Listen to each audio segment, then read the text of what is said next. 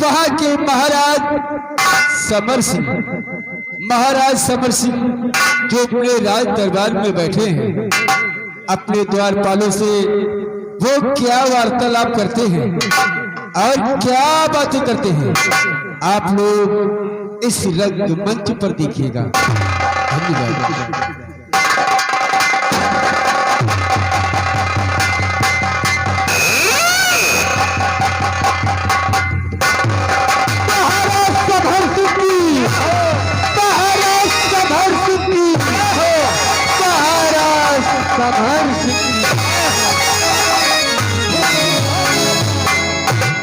कहिएगा महाराज। द्वारपाल जी राजा। ये बताओ, हमारे आसाम देश की राजा के क्या समाचार? महाराज, आपके आसाम देश में सभी राजा कुशल मंगल से रह रहे हैं। किसी इंसान को, किसी व्यक्ति को किसी चीज की परेशानी दिक्कत नहीं है महाराज। यही होना चाहिए द्वारपाल। अगर हमारी प्रजा खुश है तो हम और तुम खुश हैं। क्यों नहीं महाराज? द्वारपाल जी राजा। जाओ, तुम राजा की तरफ घूम घूम कर देखो। जी महाराज। अगर किसी को किसी चीज की कमी है या किसी चीज की दिक्कत है तो ये खबर हम तक पहुंचाएंगे। महाराज चिंता मत करें, हम दरबारी अभी राय की तरफ जाएंगे और प्रजा का सुख समाचार लेकर आप तक जरूर ले आएंगे। बहुत और हम लोगों के लिए और भी कोई काम हो तो महाराज। द्वारपाल, सभी लोग तो नजर आ रहे हैं, लेकिन हमारे वफादार मंत्री कहाँ पर है? महाराज, आप तो जानते ही हैं कि आपके आसाम देश की राया इतनी बड़ी है कि आपके राज्य के वफादार मंत्री जी राय की तरफ चले जाते हैं, आने में थोड़ा सा वक्त तो लगेगा ही। बहुत अच्छी बात है द्वारपाल। अगर आपका हुक्म हो तो उनको खोज किया जाए या फिर फोन किया जाए। जाओ द्वारपाल, हमारे वफादार मंत्री को बहुत जल्द बुलाकर।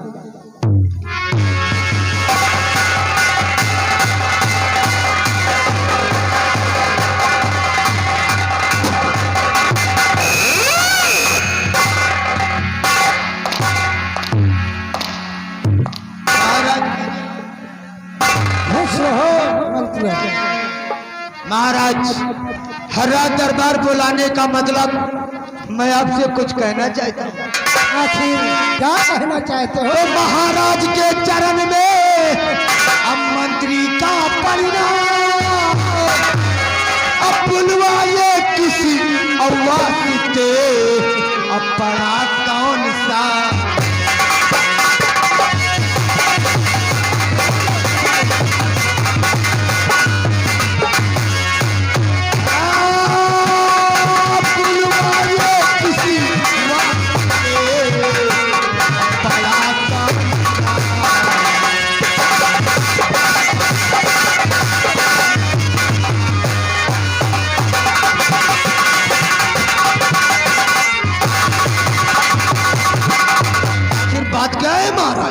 मंत्रीवर, तुम हमारे बुलाने का मकसद जानना चाहते हैं, हम तुम्हें जरूर बताएंगे। मंत्री सुनिए ध्यान से, आज हमारी बात।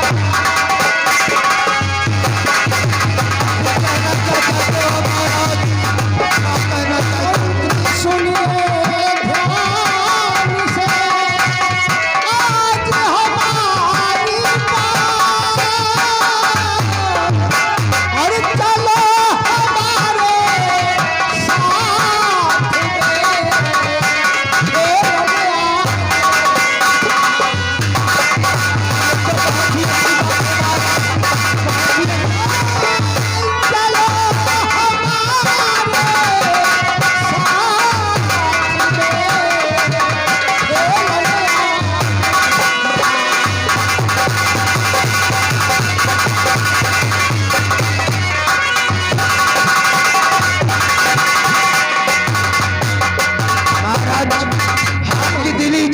लिए कि आज हम जंगल शिकार खेलने के लिए चलो। हाँ तो महाराज के हुक्म से अन्नामय हुई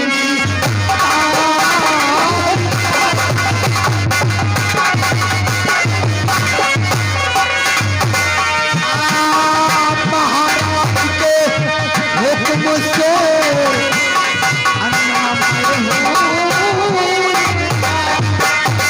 और चलिए चलिए के लिए अन्याय होता है।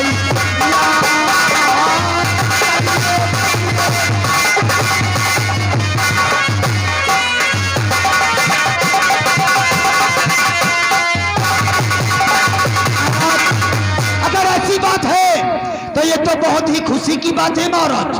क्यों नहीं मंत्री? आप चल करके तैयारी बनाए और हम लोग भी अपनी तैयारी बनाता हूँ। बहुत अच्छी बात है, लेकिन बहुत जल्द तैयार होकर आओ। आप जैसा कहते हैं वैसा ही होगा हमारा, कोई कोताही नहीं हो सकती। आप चलिए तैयारी कीजिए, हम सभी लोग अपनी अपनी तैयारी करके आ रहे हैं। अरे मुन्नी ललो और चुन्नी ललो। जी मंत्री जी। महाराज का दिल ही इच्छा कर दिया है जंगल शिकार खेलने के लिए। बहुत अच्छी बात। लेकिन तुम लोग साथ में चलोगे, तुम किस चीज का शिकार करोगे रे? हम लोग शिकार करेंगे, बहुत बड़ा डेंजर जानवर मारेंगे। वो कौन सा ये जानवर? चींटा। क्या? अरे नालायक, अरे चींटा को तो एक बच्चा भी मार सकता है। बच्चा तो चींटा नहीं, चीता चीता। पहले बीच में डिस्टर्ब मत कर। आप फटाफट घोड़ा और हमारी घोड़ी तैयार कर, हम लोग चलने की तैयारी करता हूँ। अब बीच में डिस्टर्ब किया तो फिर समझता है इसका। समझ गए।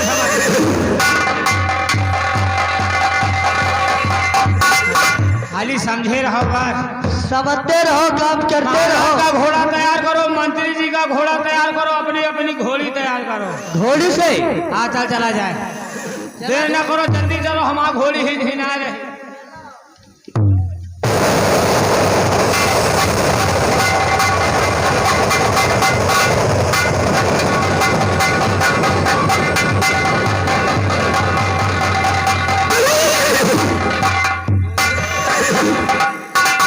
आगे घोड़ी लगाओ।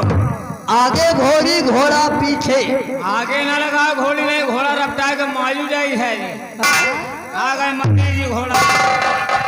तैयारी हो गई कि नहीं रे? तैयारी कि साले आपस में दोनों भाई बहना फुसकी करते। महाराज के आने का वक्त हो गया। सारी तैयारी हो गई, सिर्फ आपके आने का इंतजार था महाराज। बहुत अच्छी बात है, तो फिर किस बात की देरी? आओ हमारे साथ चलते हैं।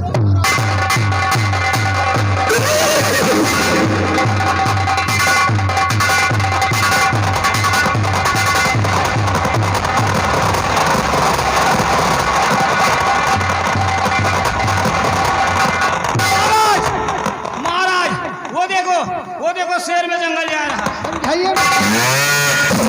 ए नालायक, जंगल में शेर जा रहा कि शेर में जा रहा?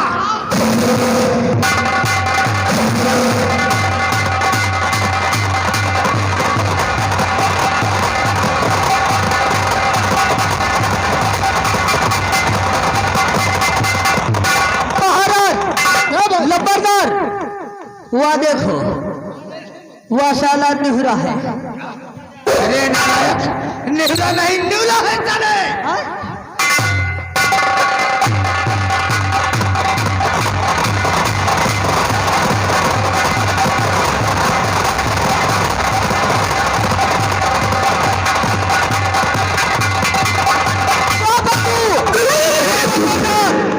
वह देखो घुसा जा रहा है, हिरन का बच्चा लंबरदार। अरे किसका बच्चा? साले हिरन का बच्चा है।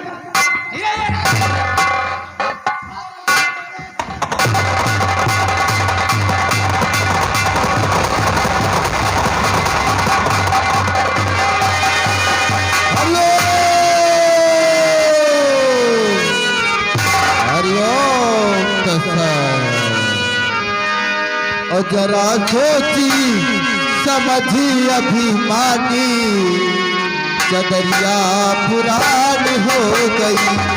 जरा सोची समझी अभिमानी जगरिया पुरानी हो गई।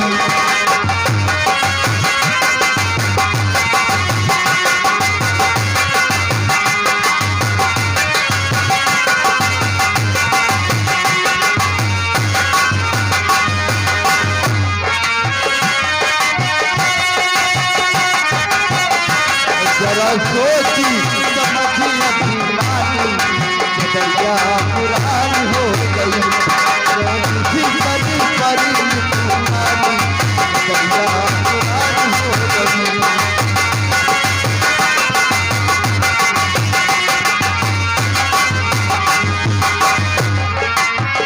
काशी पूजे मथुरा पूजे, काशी पूजे मथुरा पूजे, काशी पूजे।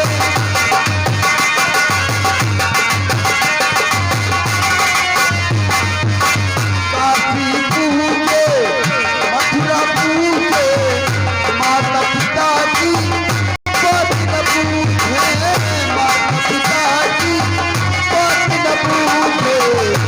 हाय जिंदगी हाय जिंदगी हरी रे दरिया पुरानी हो गई। हाय जिंदगी हरी रे दरिया पुरानी हो गई।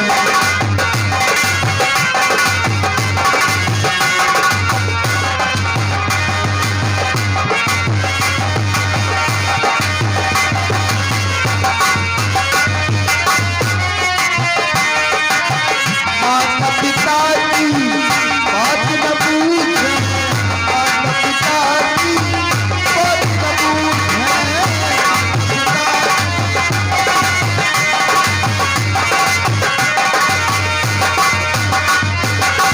माता पिता की बात न पूछे, जो कहे तो ही बतलावे। हाय कलयुग की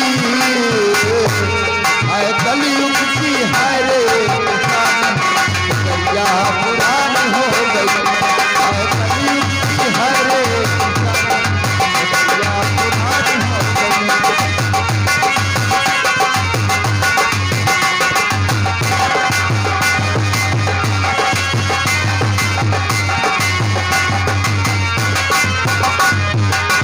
हिंदू होके बकरा काटे, हिंदू होके बकरा काटे।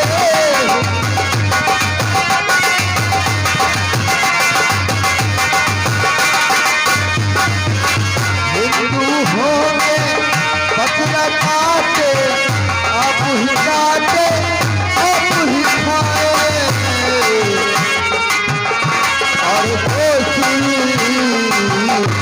और कोसी लगवे महारानी जगरिया पुरानी हो गई। और कोसी लगवे महारानी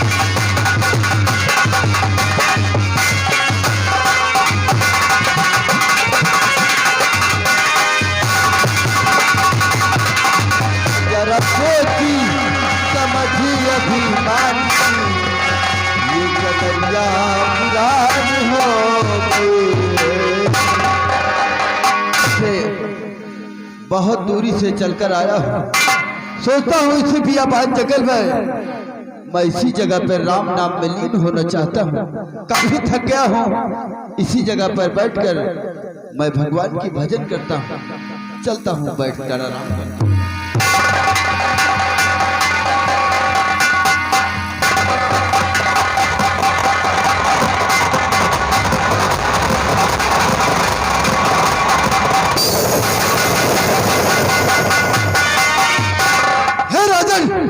अंधा हो गया है, तुझे कुछ दिखाई नहीं पड़ता कि एक संत महात्मा भगवान राम में लीन है, तू अंधा हो गया है। जा जा, आज मैं तुझे श्राप देता हूँ। जिस राजपाट के लोभ में तू अंधा हो गया है, आज से तेरा राजपाट सब तहस नहस हो जाएगा राजा, सब तहस नहस हो जाएगा। ये मेरा श्राप।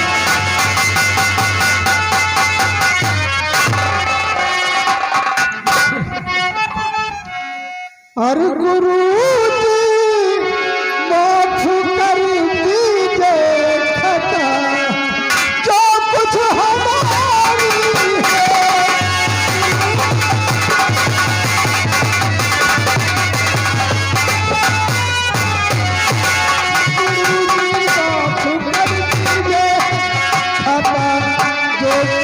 हमारी है, हर निवारण कीजिए स्वामी हुआ, अपराध भारी है।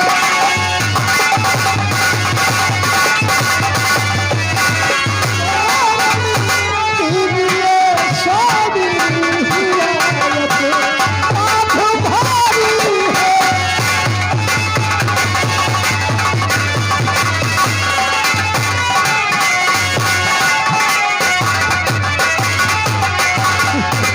तो हम तुम्हारी खता को माफ करते राजा। तो खता लाओ और माफ हो तेरी भजन में विघ्न डाला है।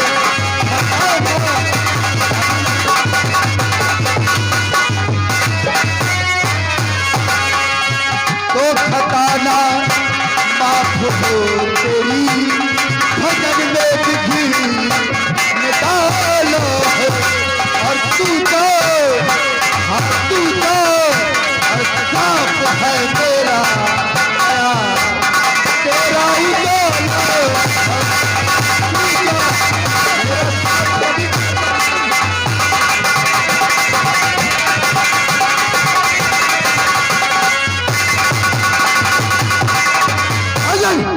तेरी खता कभी नहीं माफ हो सकती है। आज से तेरा राजपाट सब तहस नहस हो जाए। ये मेरा श्राप है तुझ पर। गुरुदेव ऐसा मत कहिए। ये सब अनजाने में हो गया है गुरुदेव, मुझे माफ कर।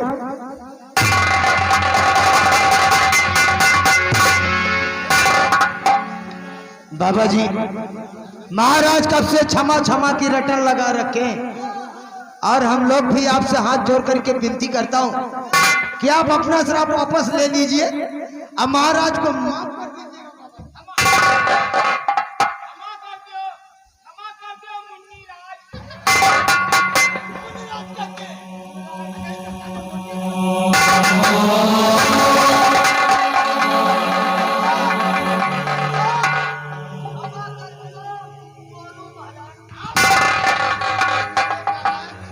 अब गुरु महाराज कहते हैं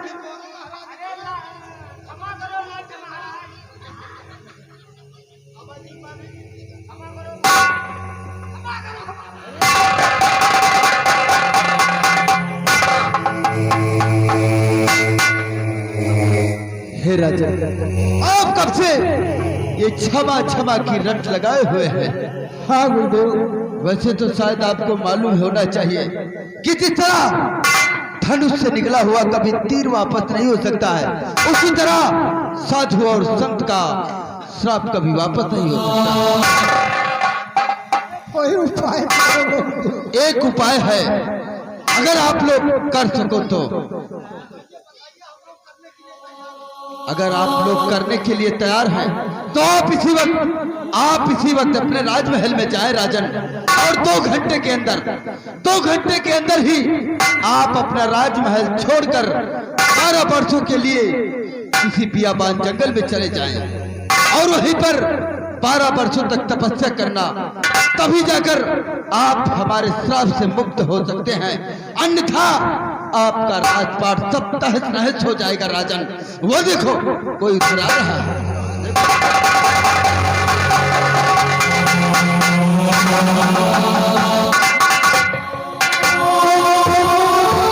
हफ्ता लगा नंबरदार, बाबा गाय हो गए। गए नहीं थे साले तेरा मुंह। महाराज, हमको तो लगता है बाबा नहीं बल्कि भगवान है। हाँ गुरुदेव। ये सब कैसे हो गया, मेरी कुछ समझ में नहीं आ रहा महाराज। बाबा जी ने क्या कहा आपने सुनो। हाँ गुरुदेव। बाबा जी के कहने का मतलब कि अब आप अपने राजमहल जाइए, 2 घंटे से ज्यादा रुकना नहीं। और तुम्हें बियाबान जंगल में भगवान की भजन करना होगा 12 बरस तक। अभी आप इस श्राप से मुक्ति पाओगी। अगर अपने राजमहल में रुक गए तो फिर तहस नहस हो जाएगा महाराज। अरे ये सब कैसे हो गया, हमारी तो कुछ समझ में नहीं जा रहा।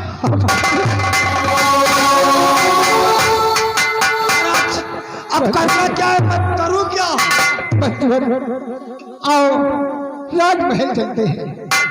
बहुत अच्छी बात है।